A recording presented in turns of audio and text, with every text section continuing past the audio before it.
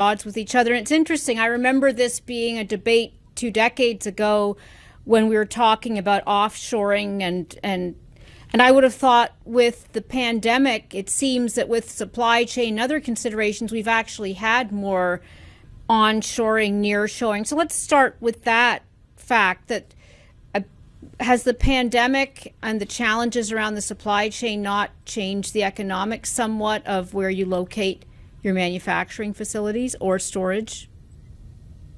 I would say it's been more about import-export restrictions that has done Okay. more, and frankly, intergovernmental relations that has changed the nature of where products are being manufactured.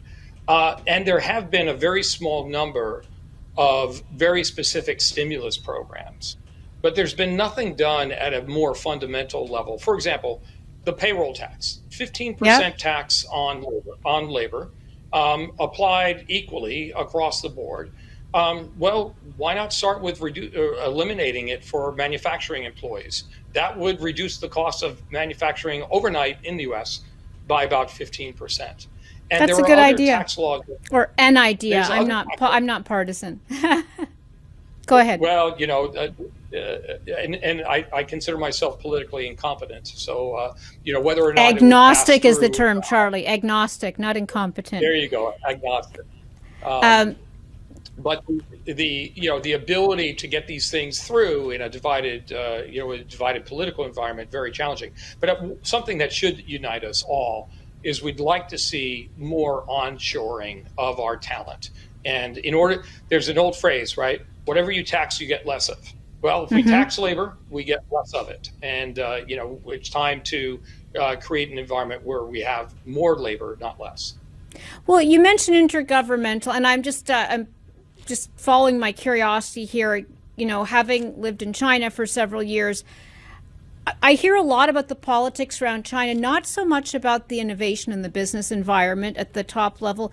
What what are you thinking about with regard to China or Asia? I mean, tell me sort of, when we say intergovernmental, where are your sights drifting when you get outside the U.S.?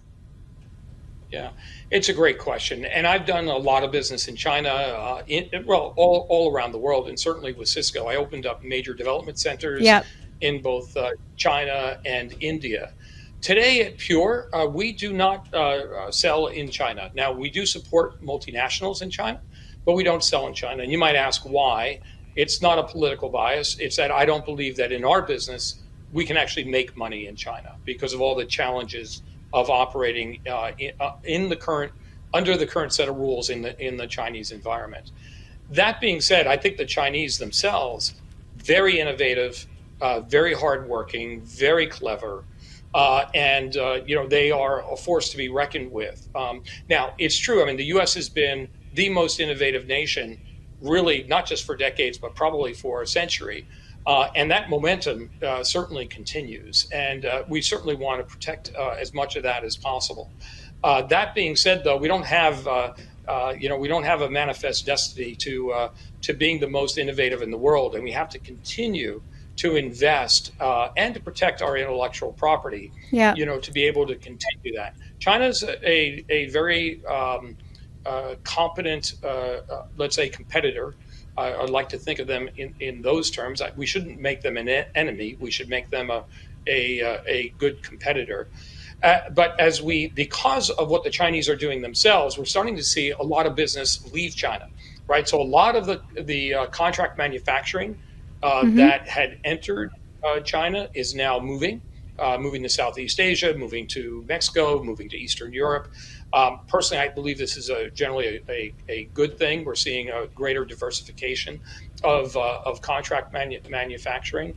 I think we're going to continue to see that, not because of the way the West feels about China, but the way that China is operating internally, making itself less friendly to outsiders. And I do think that we also have demographics working in our favor. I We like to being the treat U.S., basically? When you the say we, the the U.S. U.S. has Yeah, has I meant the demographics working U.S. in its favor. Oh,